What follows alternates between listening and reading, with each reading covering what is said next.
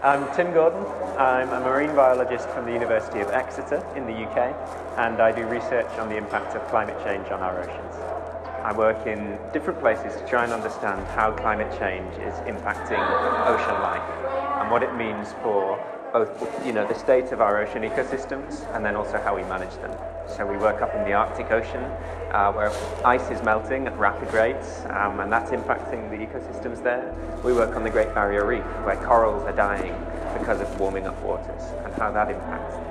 A polar explorer called Pen Hadow had the idea and he wanted to go as far as he could into the Arctic with just a normal sailing boat to demonstrate to people, to illustrate the problem, to show people, look, there's no ice here anymore.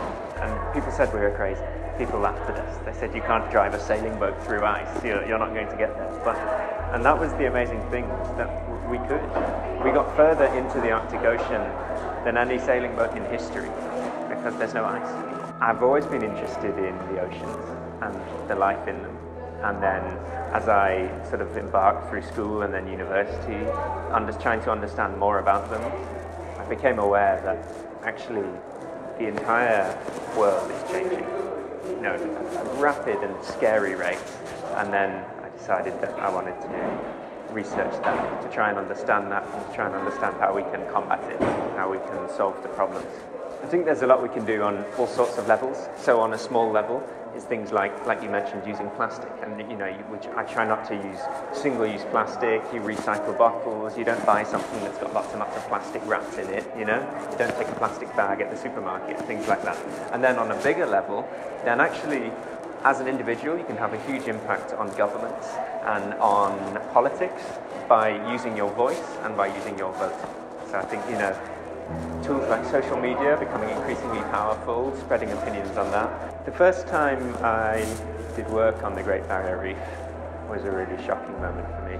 I always expected coral reefs to be this amazing, diversity of colour and life and sound and then I went to work on the northern Great Barrier Reef and you put your face in the water and it breaks your heart. It's grey and a rubble field and covered in algae. And not all of the coral reefs in the world are like that, which is a good thing. It's really sad. You see these places and then you think, wow, we're doing something that we need to stop immediately. I think we have to understand the urgency. We have to understand this is a problem now. And we are at a point in history now where we can go one of two ways, right? We can either turn this around, and we have the ability to do that. We have the capabilities to do it, but it needs action now. Because if we don't do it, we're going to lose so much that will be regretted, not just by us, but by all of the generations to come. I think everybody loves nature. I think there's a part of everybody who will, go out into the wild or see an amazing sunset or a forest or an ocean or something like that. And there's something that connects us all to that.